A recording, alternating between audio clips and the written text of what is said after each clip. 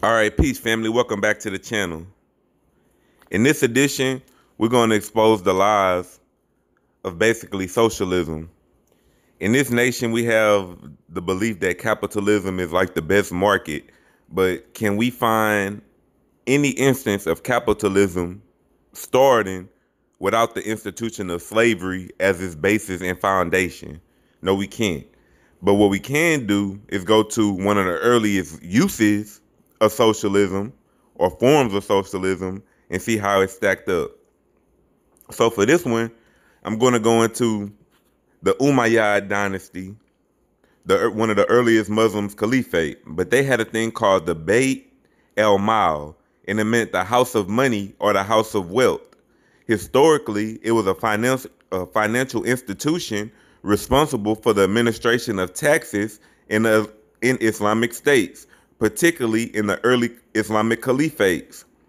It served as a royal treasury for the caliphs and sultans, managing personal finances and government expenditures.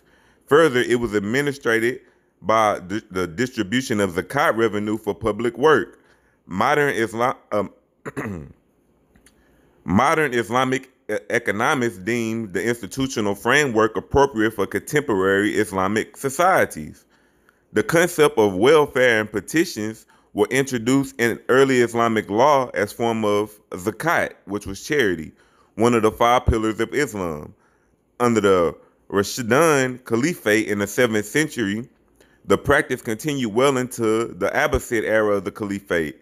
The taxes, including the zakat and jizya, collected in the treasury of a form of his collected in the treasury of an Islamic government, was used to provide income for the needy, including the poor, elderly, orphans, widows, and the disabled.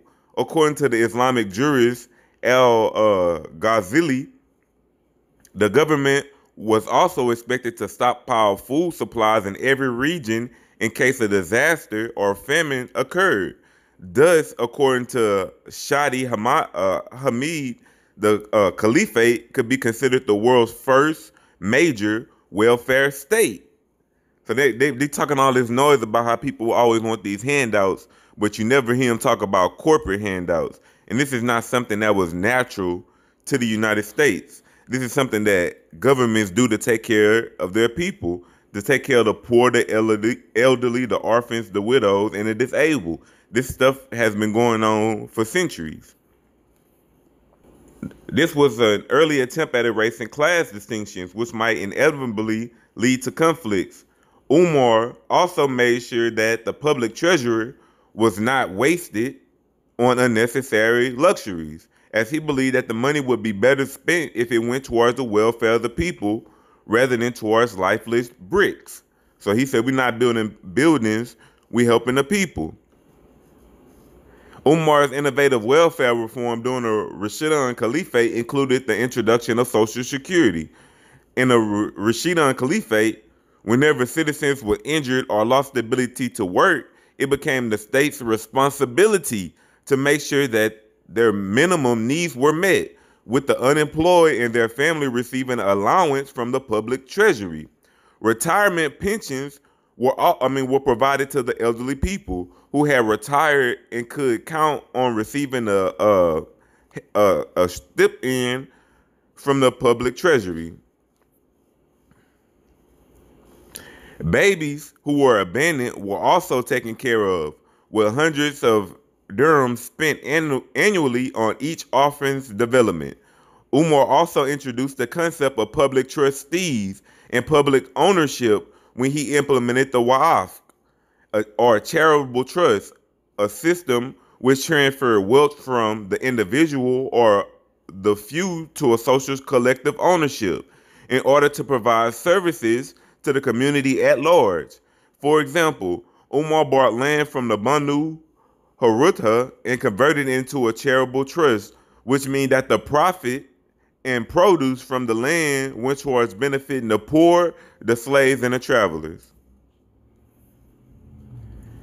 And the only reason that this form, at least for black people, went out of style, it wasn't that this system couldn't be maintained and the people got poor like they try to sell you on socialism.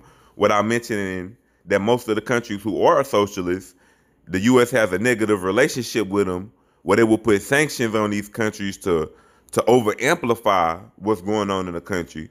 But it says that we grant you, and this was originally for the king of Spain and Portugal, but it says we grant you by the present document with our apostolic authority, full free permission to invade, search out, capture, and subjugate the Saracens and pagans and any other unbelievers and enemy of Christ wherever they may be, as well as their kingdoms, duchies, counties, principalities, and other property, and to reduce their persons into perpetual slavery.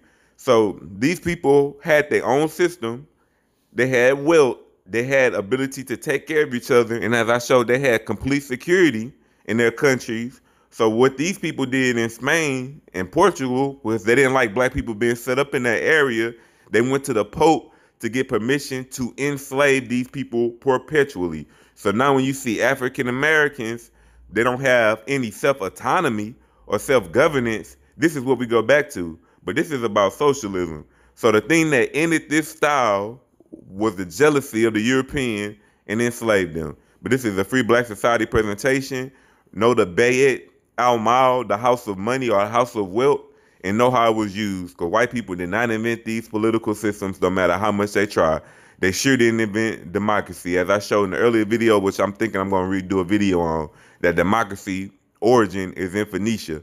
The Phoenicians had direct votes, unlike the Greeks who the Boule only could vote, wealthy white men. But it's a Free Black Society presentation. Like and subscribe. Peace, family.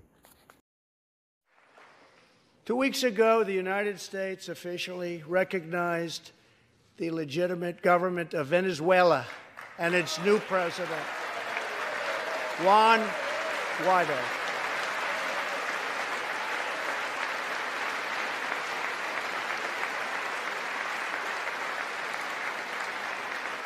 We stand with the Venezuelan people in their noble quest for freedom, and we condemn the brutality of the Maduro regime, whose socialist policies have turned that nation from being the wealthiest in South America into a state of abject poverty and despair.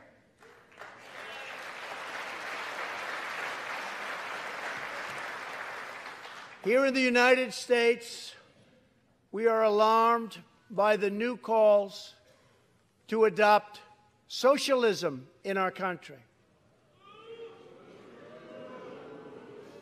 America was founded on liberty and independence, and not government coercion, domination, and control. We are born free, and we will stay free.